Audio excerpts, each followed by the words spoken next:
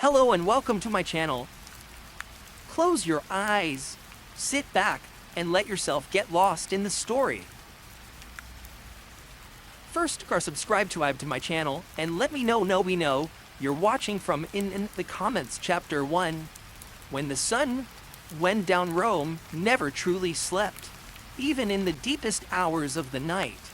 When the great forums stood empty, and the senators had retreated behind their marble walls, the city kept breathing through the labor of its enslaved. For the millions of men and women held in bondage across the Roman world, the setting of the sun was not a reprieve. It was simply the beginning of a different kind of work. To understand how slaves spave their nights, we must understand what night meant in ancient Rome. Without gas lamps or electric light, darkness was a physical force. Oil lamps cast small pools of amber on plastered walls. Torches flickered in drafts. Beyond those narrow halos of light, the world fell away into shadow. For the free Roman citizen, night was a time to dine, to drink, to sleep behind bolted doors. For the enslaved, night was still measured in obligations. The Roman slave system was not a single, uniform institution. It was a vast and varied structure that stretched across every corner of the empire. From the silver mines of Hispania to the grain estates of Sicily, from the perfumed bedchambers, aristocrats, to the bakeries of Pompeii, the experience of nighttime depended enormously on where you were, who owned you, and what role you played in that owner's life. Certain patterns emerged. Certain realities were shared across the centuries. And those realities are what we will follow through the long Roman night. Chapter 2. The household at dusk. Domestic slaves and the evening hours in the grand townhouses of Rome. The ones archaeologists have excavated beneath the volcanic ash of Pompeii and Herculaneum. The evening hours were the most demanding of the entire day. The dominus, the master of the house, expected his home to function as a theater of status, and the enslaved household staff were both the stagehands and the performers. As the afternoon light softened and wealthy Romans prepared for the cena, the main meal of the day, domestic slaves moved through the house in coordinated motion. In the kitchen, cooks, many of them trained specialists who commanded extraordinary prices on the slave market, labored over charcoal braziers. Roman kitchens were small, hot, and filled with smoke. The cook might have been a Greek captive brought to Rome after a military campaign, or a slave born into a household and trained from childhood. Either way, the preparation of a formal Roman dinner could begin hours before the meal was served and continue well into the night. The triclinium, the Roman dining room where guests reclined on 3 couches arranged around a low table, required its own team. Wine must be mixed with water in precisely calibrated proportions, since Romans almost never drank wine undiluted. Dishes had to be brought out in sequence and at the right temperature. The enslaved servers who worked the triclinium were often selected for their appearance. Young, well-groomed, sometimes dressed in fine garments that reflected the master's wealth, they stood at the edges of the room, watching, waiting, pouring, and removing dishes without being acknowledged. A kind of invisible labor that defined the Roman dining experience. When the dinner finally ended, and Roman dinners could stretch for many hours, well past midnight, when guests were entertained, the domestic slaves did not retire. They cleaned. They swept. They carried the leftovers to the kitchen or distributed them according to household custom. They extinguished lamps, latched shutters, and secured the house for the night. Only then, in the smallest and darkest hours, did they find their sleeping spaces. Those sleeping spaces are one of the most revealing details of Roman domestic slavery. In the excavated homes of Pompeii, archaeologists have identified rooms that likely served as slave quarters. Small, windowless chambers located near the kitchens, or at the back of the house, far from the decorated reception areas. These rooms contained little, perhaps a straw mattress on a wooden platform, a small chest for personal belongings. Some slaves slept on the floor. The Roman writer Seneca, in one of his famous letters, describes visiting the baths and passing through corridors where slaves slept on their thin mats, and he writes of the contrast between their meager rest and the soft beds of their masters with an awareness that was, for his time, remarkable, yet even sleep was not guaranteed. In many households, certain enslaved individuals were required to remain awake through the night as doorkeepers. The ostiarius, or door slave, sat or slept in a small alcove near the entrance of the house. Chained to the door or its frame, a living lock, expected to rouse at any knock or disturbance. This was not a metaphor. Ancient sources confirm that doorkeepers were sometimes literally chained to their post. Their sleep was fractured, provisional, always subject to interruption. Chapter 3, the Roman night and the law, curfews, restrictions, and movement through the city of Rome at night was itself a complicated matter for the enslaved. The Roman city was, after dark, a place of both danger and regulation. Wheeled vehicles were prohibited from entering the city during daylight hours. Ease congestion. So the streets filled at night with the rumbling of carts and the shouts of drivers. Torchbearers accompanied wealthy Romans through the unlit streets, and among the ordinances and social customs that governed Roman life, the movement of slaves at night was carefully circumscribed.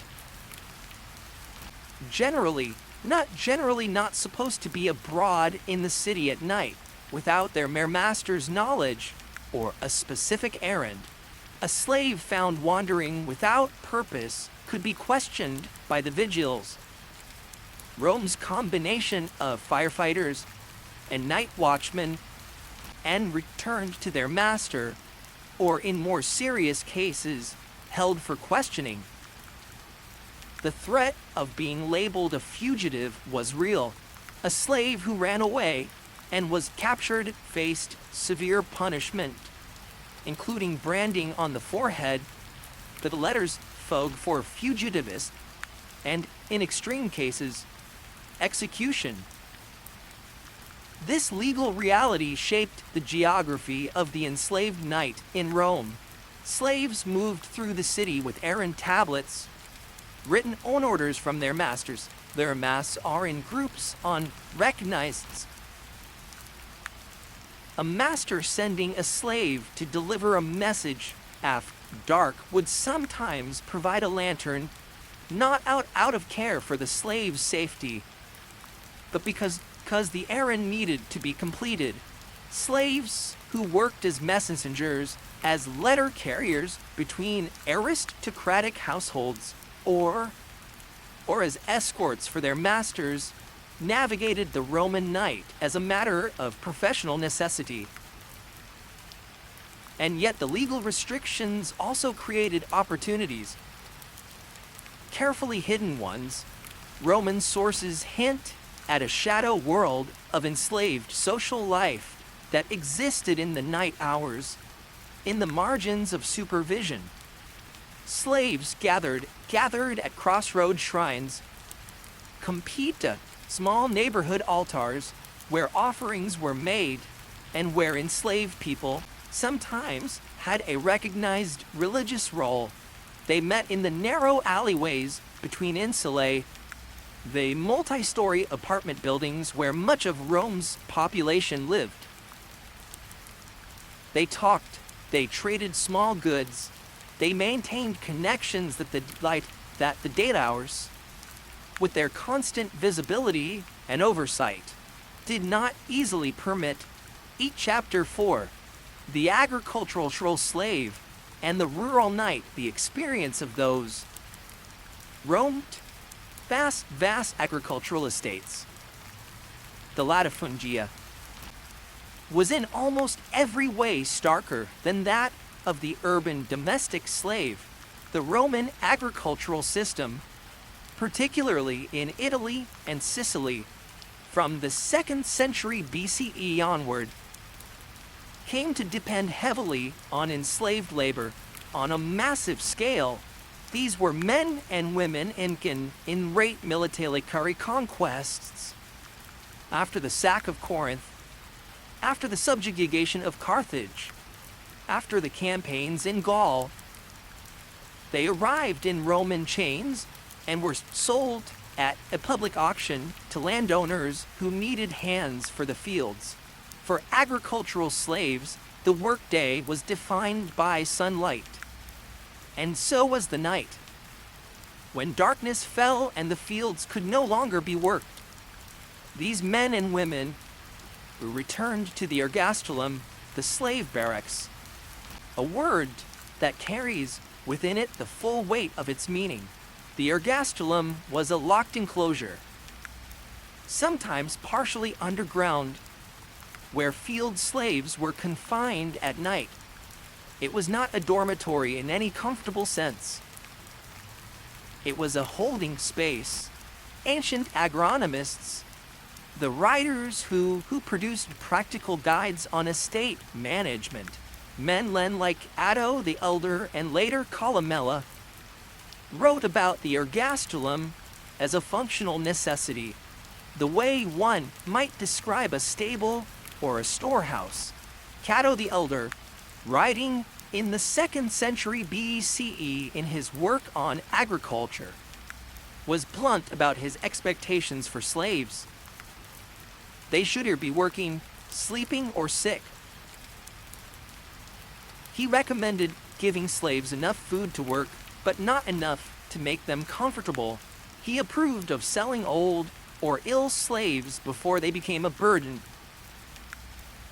In his worldview, an agricultural slave's night was simply the downtime between one day's labor and the next. Biological requirement, like feeding an ox. Columella, writing in the 1st century CE, with a somewhat more sophisticated managerial philosophy, nonetheless maintained the same fundamental premise. He argued that the overseer of the estate, Villicus, should inspect the ergastulum at night to ensure that all was in order. He recommended that the enslaved be given adequate rest, because a rested worker produced more, not as a moral claim, but as an economic one. This distinction matters. The logic of Roman slave management was nearly always instrumental. Comfort, where it was granted, was a tool of productivity, not an acknowledgement of humanity. Inside the ergastulum at night, the enslaved slept on the floor, or on wooden boards or on straw. Chains were common, particularly for slaves classified as troublesome, or those being punished. The philosopher Seneca, who owned slaves himself, records visiting an estate and being struck by the sight of men confined in chains. He was not struck enough to free them, but the image stayed with him, and he wrote about it with a discomfort that suggests even some Romans felt the weight of what they had built. Sleep under these conditions was not simply rest. It was survival. It was the body demanding what the institution denied during daylight hours. Temporary suspension of labor. In the dark, chained or unchained, the agricultural slave was still enslaved. The night offered no true release, but in the hours before sleep came, or in the moments of early waking when the world was still dark, there was perhaps the only privacy the system permitted. Chapter 5. The Mines at Night. The darkest hours of the Roman world, the agricultural estates represented one extreme of the Roman slave experience. The mines represented something beyond extremity. The silver mines of Hispania, the gold mines of Dacia, the copper and lead operations scattered across the empire. These were places where enslaved workers were sent as punishment, or purchased for a purpose that was barely distinguishable from a death sentence. In the mines, there was no night in the conventional sense. The tunnels and shafts that Roman engineers drove deep into the earth were already in perpetual darkness. Time was measured not by the sun, but by shifts. Periods of work, followed by periods of exhausted collapse in the tunnels themselves, or in surface barracks nearby. The historian Diodorus Siculus, a Greeker of the 1st century BCE, who described the silver mines of Hispania with evident horror, that the men forced to mend their labor there endured hardships that were almost impossible to describe. They were given no respite from their labor day and night. They died in the mines, one after another, consumed by the demands of the work. For mine slaves, the concept of a night spent in a slave quarter, with a thin mat and a barred door, would have seemed almost luxurious. Their rest, when it came, was the rest of complete exhaustion. Ancient evidence suggests that some mine slaves slept in the tunnels themselves, too depleted to move to the surface. Light came from small oil lamps carried in or placed in niches carved into the rock walls. The same lamps that have been found in enormous numbers by modern archaeologists excavating Roman mine sites. These lamps burned continuously because the work itself was continuous. The life expectancy of a mine slave in the Roman world was brutally short. Scholars who have examined the ancient evidence, including the accounts of ancient writers and the skeletal remains found at mining sites, suggest that men in the mines might expect to survive only a few years after their arrival. The Romans knew this. Mine operators expected attrition and factored it into their calculations. New slaves were purchased or sent to replace those who died. The system was not efficient in human terms. It was efficient in terms of metal extracted from rock, and that was the only calculation that mattered. Chapter 6. Night duties in the imperial household. At the opposite end of the Roman social scale, from the mine and the ergastulum sat the slaves of the imperial household, the familia Caesaris, the family of Caesar. These were men and women who served the emperor of Rome and his extended household, and their numbers grew to extraordinary proportions over the centuries of the empire. The imperial household employed thousands of slaves and roles that ranged from menial kitchen to positions of genuine administrative power. The emperor, of course, required protection through the night. His personal bodyguard, the German Guard, and later various other units maintained watch. But surrounding this military protection was a layer of enslaved attendants, whose duties extended into the night hours, nomenclatores, slaves whose function to remember the names and faces of all those the emperor might encounter, needed to be ready at any hour. Secretaries who managed the emperor's correspondence might be called upon to read or draft letters deep into the night, since Roman emperors, particularly the more workaholic ones like Augustus, and Hadrian, were known to work at irregular hours.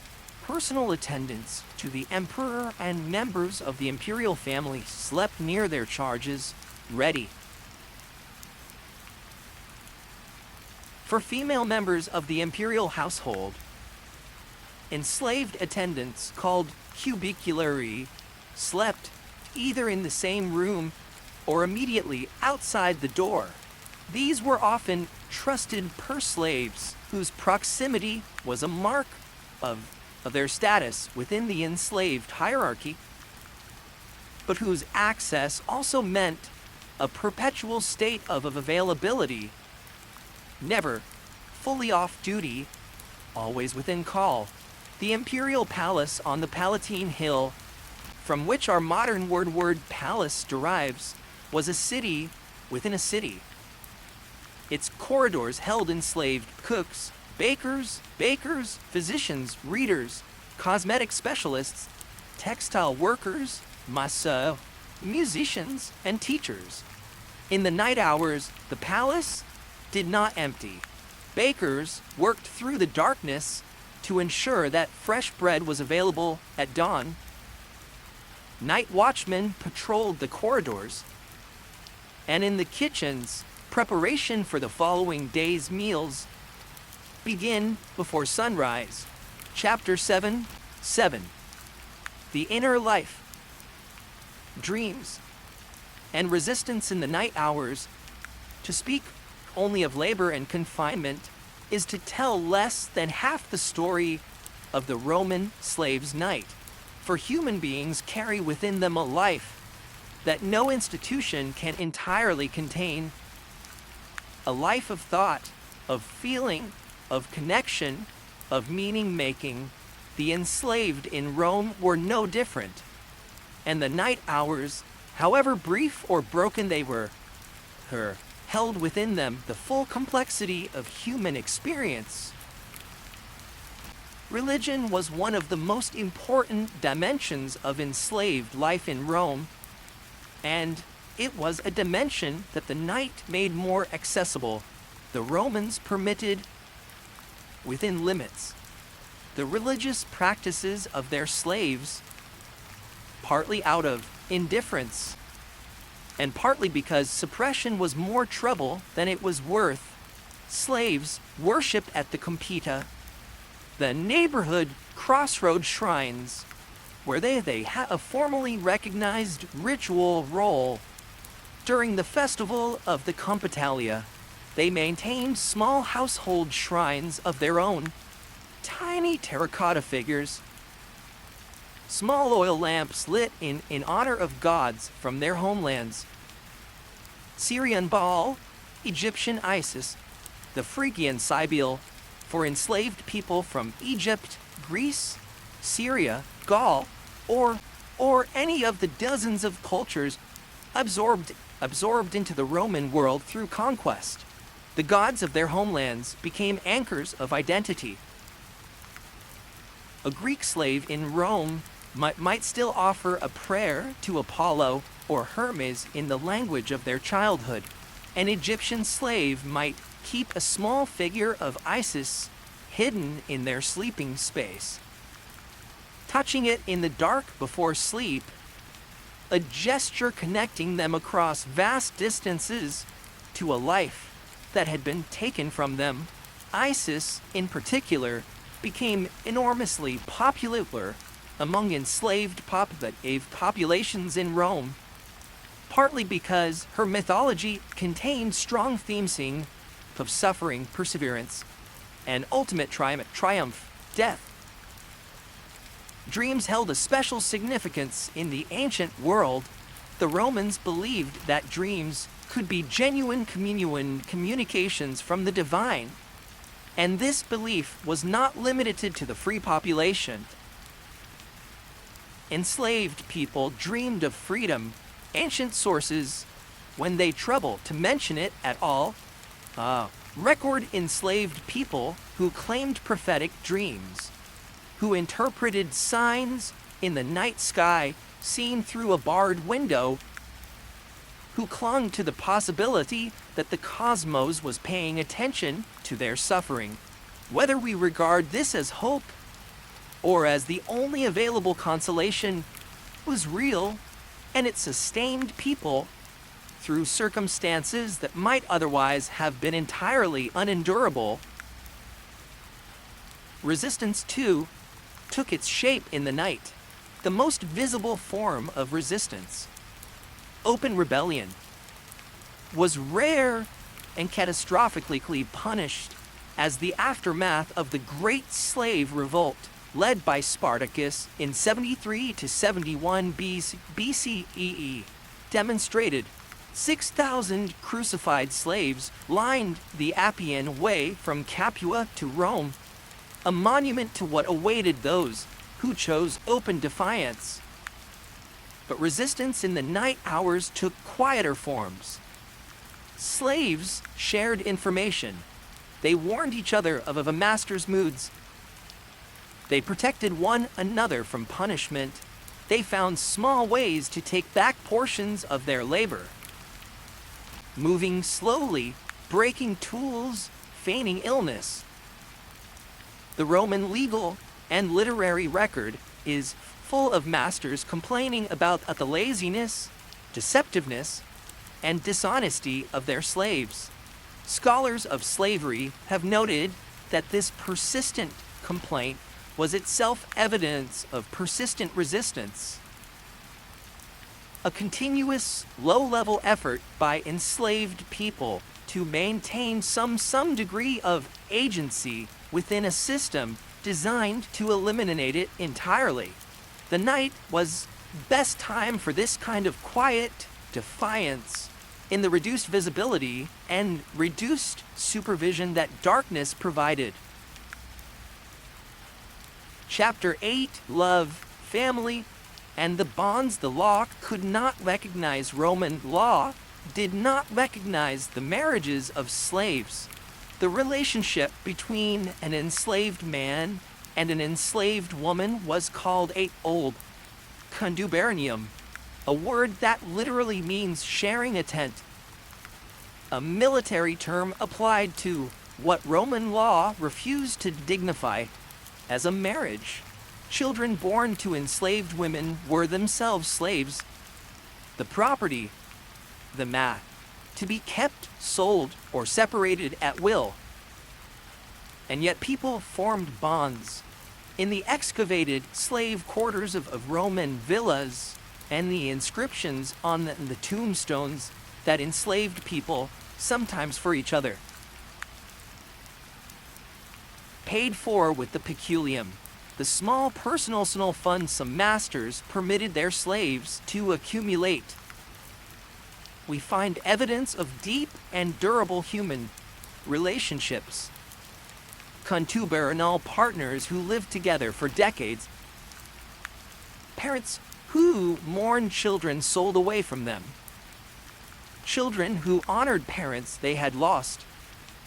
The night was the primary territory of these relationships. In the hours after work, in the shared sleeping spaces of the slave quarters, in the small alcoves and corridors of the urban house, enslaved people had the closest thing to private time that the institution permitted. They talked. They argued. They comforted one another. They told stories from the lands and lives they had been kin from. An African slave in Rome might tell her children, in whatever fragments of her original language survived, about a landscape and a people they would never see. A Gaul in the agricultural estates might remember the face of a brother separated at the slave by describing him aloud in the darkness. The scholar Keith Bradley, in his extensive work on Roman slavery, has argued that the enslaved family was both the primary source of psychological survival within the institution and the primary target of the institution's most brutal power. The power to destroy it through sale, the night when these family bonds were most fully present, was therefore both the richest and in the most fragile time in the enslaved person's day.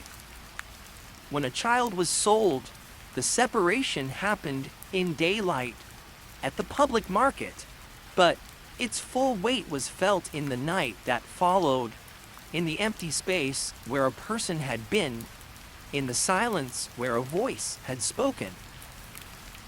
Roman sources that touch on this at all tend to do so with the casual matter-of-factness of people describing a minor inconvenience. The enslaved themselves left us almost no written record. But the inscriptions they commissioned, carved in stone, speak across the centuries in a language of love and that requires no translation. Chapter 9. The physician, the pedagogue, the artist. Skilled slaves after dark, not all of Rome's enslaved, lived in the ergastulum, or the cramped quarters of the urban house. A significant minority occupied positions of considerable skill, responsibility, and even in a degree of influence, though never freedom unless their master chose to grant it. Physicians, teachers, secretaries, secretaries, accountants, artists, architects, and philosophers were among those who might be enslaved in the Roman world, and their nighttime experiences were shaped by the particular demands and paradoxes of their position. The Roman physician was as a Greek slave or freedman. Medicine in Rome was largely a Greek import, and the most after doctors in elite Roman households were typically Greek-born, Greek-trained, and Greek-speaking. A physician owned by a wealthy Roman family occupied an unusual social position, respected for his knowledge, perhaps trusted with the master's most intimate health concerns, yet still legally property. At night, a household physician might be called to attend a sick child, a feverish master, or a slave who had injured himself at work. His nights were as uncertain as those of any on-call medical professional, structured by the unpredictability of illness rather than by a fixed schedule.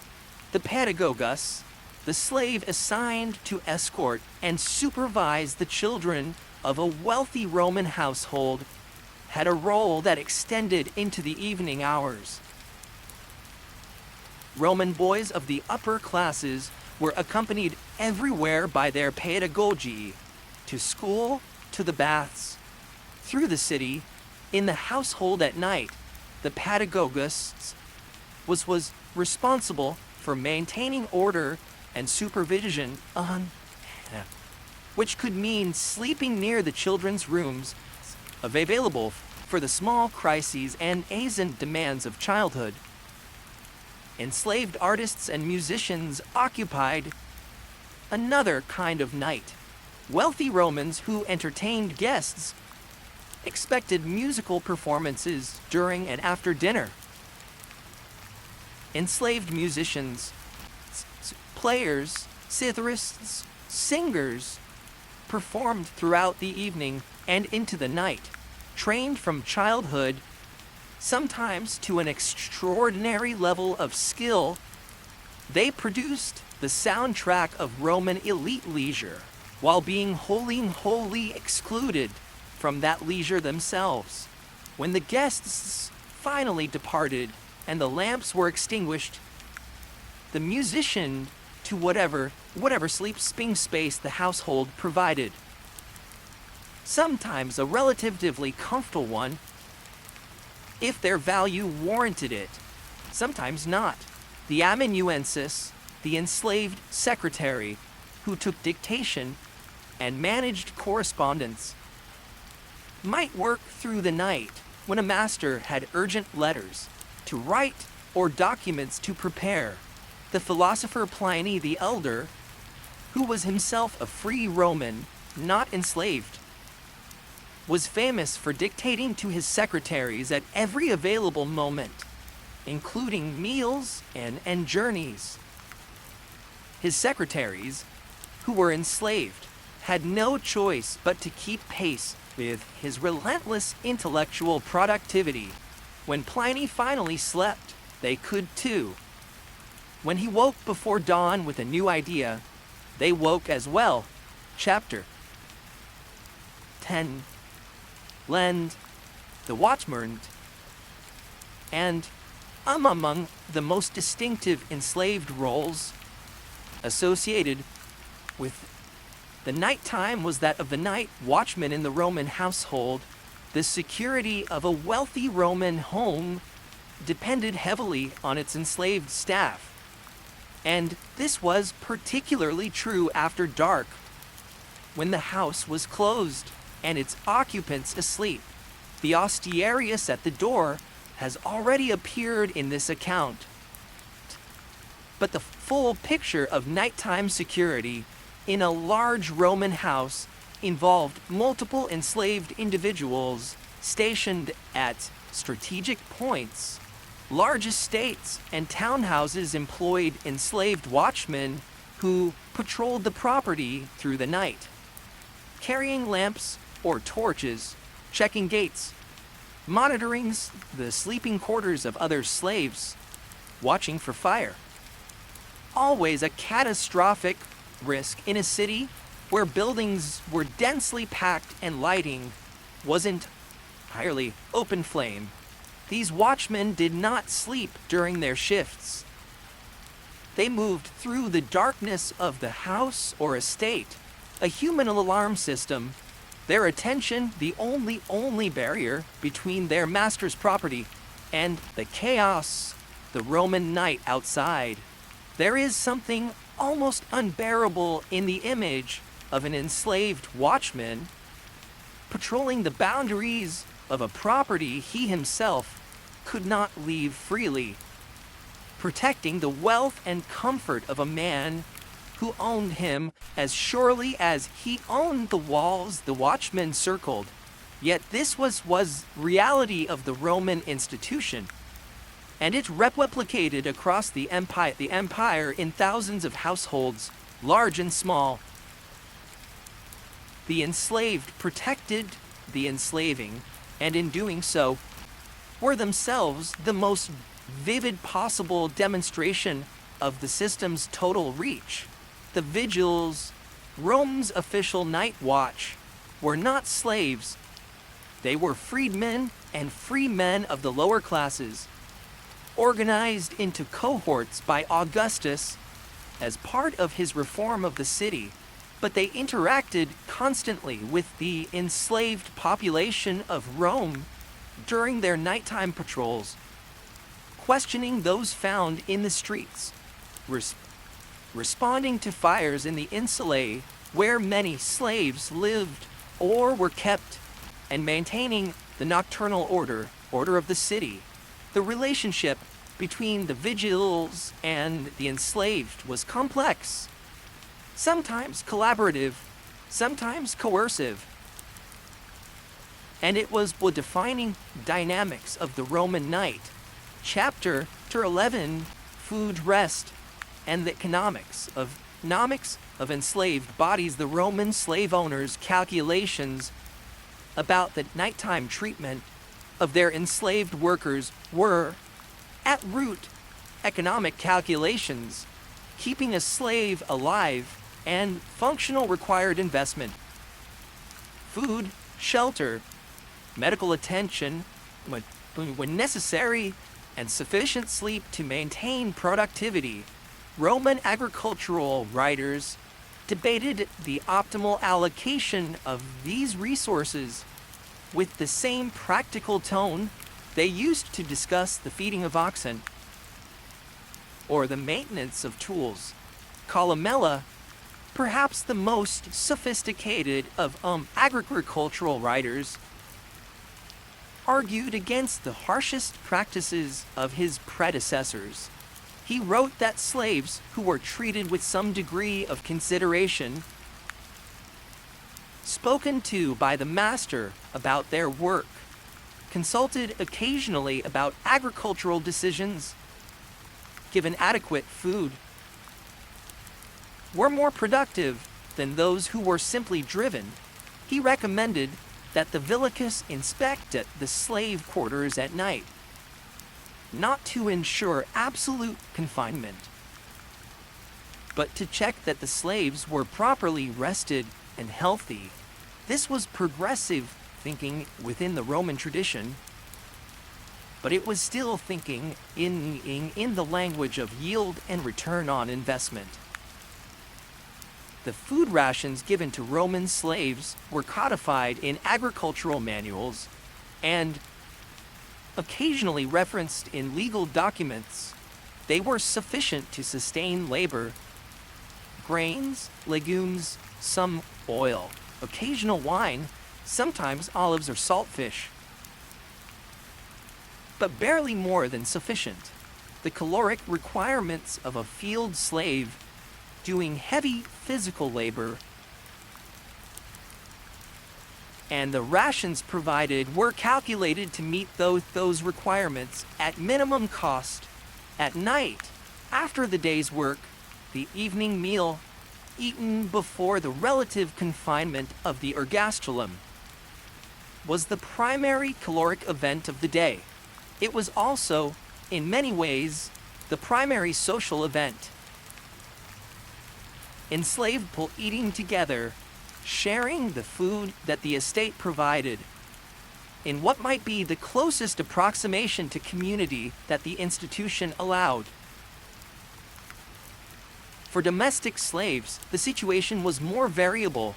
Some lived in households where the master was indulgent or algent or absent, and where the actual enforcement of dietary restrictions lax. Slaves who worked in kitchens had access to food that field worker never saw. Trusted personal attendants might receive gifts of food or wine from their masters, but this variability was itself a feature of the system. It created hierarchies within the enslaved population, divisions of privilege that prevented solidarity and made the institution more stable. Chapter 12. Freedom in the dark, the peculium, and the promise of manumission. One of the most distinctive and psychologically significant features of Roman slavery was the institution of manumission, the formal freeing of slaves, and the related institution of the peculium, the small fund of money, or resources that some masters permitted their slaves to accumulate. These institutions gave Roman slavery a character somewhat different from the plantation slavery of the early modern Atlantic world. Though they should not be mistaken for evidence of a humane system, they were, like most features of Roman slavery, instruments of control, but they were also, for the enslaved themselves, genuine possibilities. A slave who possessed a peculium could, over years or decades, accumulate enough to purchase their own freedom. If their master was willing to sell it, manumission in Rome was not rare. It occurred often enough that freed slaves, liberci, formed a recognized and legally significant social class. The children of freed slaves could become full Roman citizens. Some freedmen achieved considerable prosperity and even influence, particularly those who had worked in the administrative machinery of the imperial household. But what does this have to do with the knight? The peculium was often earned and managed in the marginal time that the institution permitted. The small hours of freedom within the larger architecture of unfreedom, an enslaved person with marketable skills might perform services for other members of the household or even outsiders.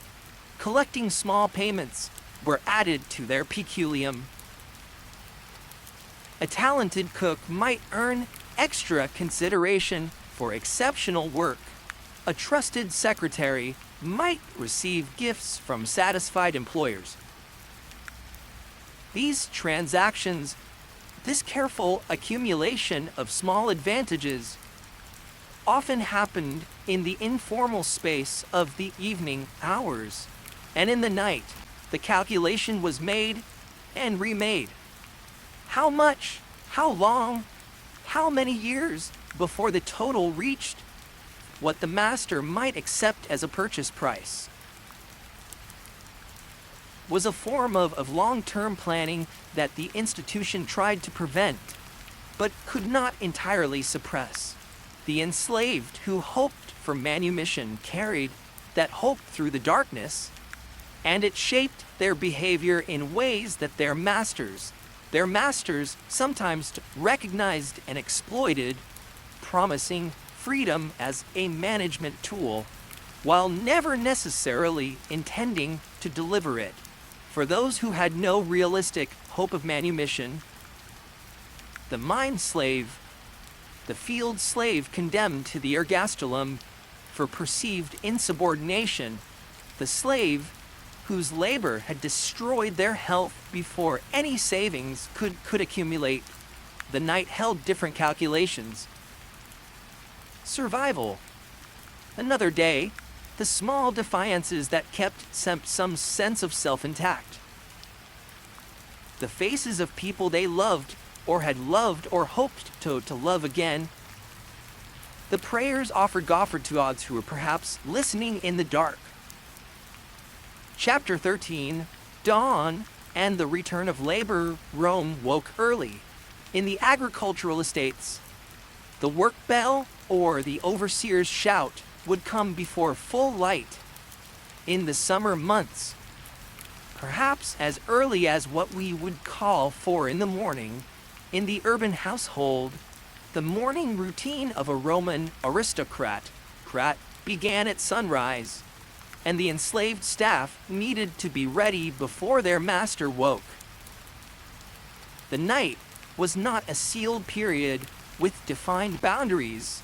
It dissolved at its edges. The final hours of darkness already given over to preparation for the day that was coming. For the enslaved baker in Rome's many commercial bakeries, the Pistrina that had excavated at Pompeii, their heavy stone mills and painted walls, There was no sharp boundary between night and morning. The mills ran continuously. Donkeys or enslaved workers, sometimes the same mills used both, turned the grinding stones through the dark hours to ensure that fresh bread was available when the city woke. The baker's night was the consumer's morning, and the labor was uninterrupted.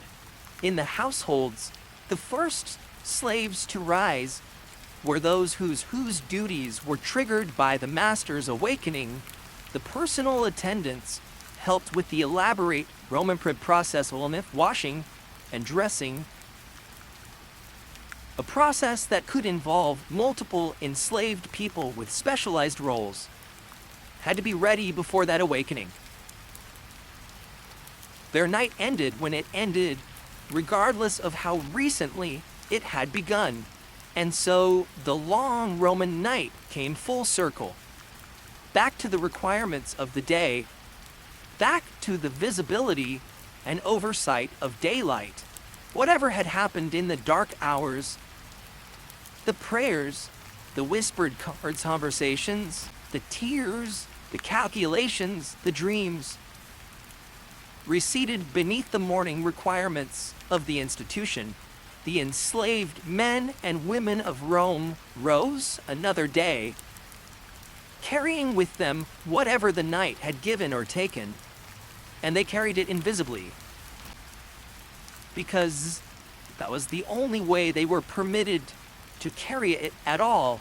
The epilogue. What the night tells us, we study the nights of Roman slaves, not only because they illuminate a world that has long been with us. Systems of coarse labor and human bondage have marked virtually every major civilization in history. But because the night is where the institution was, at its revealing. Slavery in Rome was designed to be total. It aimed at the complete subsumption of one person's existence into another person's will. And yet, in the night hours, that totality was never quite achieved. People slept and dreamed. People prayed to gods their masters neither shared nor cared about. People loved one another with the fierce intensity of those who know that love can be taken away at any moment. People planned and hoped and endured and resisted in the small ways that were available to them. The institution was enormous and brutal and pervasive, and it shaped every hour of the enslaved person's life. But it did not empty those lives of meaning that the institution could never quite accomplish. The archaeological record tells some of this story. The tiny lamp niches carved into the walls of mine tunnels, the crowded sleeping rooms behind Pompeian kitchens, the tombstones raised Kuntibel partners for each other, the votive offerings left at crossroad shrines by people whose names we'll never know, the literary record written almost entirely by the masters and then their intellectual allies, tells us some more. In the complaints and recommendations and philosophical musings of men who owned human beings, and sometimes, in their better moments, wondered what they had built. And then there is the silence, the vast, irretrievable silence of the millions who left no record at all, whose thoughts in the dark hours of the Roman night are gone as completely as the flames of the oil lamps that briefly illuminated their faces. We cannot recover those thoughts. We can only acknowledge their existence. And in doing so, acknowledge the full humanity of the people who had them. The night in ancient Rome was not the property of the free. It was shared unequally and involuntarily by those who owned the days and those who were owned in them. And in that sharing, however asymmetric and brutal, we see is something essential about what it means to be human in conditions that deny that humanity. The stubborn, irrepressible persistence of an inner life that no chain can entirely contain. Historical sources and scholarly references the historical content of this narration draws on the following primary sources and scholarly works. Cato the Elder, De Agricultura, Columella de Re Rustica, Seneca the Younger, Epistulae Morales, Pliny the Elder, Nullius Iulis Storia, Diodorus, Siculus, Bibliotheca Historica. Digest of Justinian, legal sources on Roman slavery. Scholarly works consulted include Keith Bradley, Slavery and Society at Rome, Cambridge, 1994. Sandra Joschel, Slavery in the Roman World, Cambridge, 2010. Orlando Patterson, Slavery and Social Death, Harvard, 1982. And the extensive archaeological literature on Roman domestic space, Pompeian excavations, and Roman mining sites in Hispania and Dacia, and scripts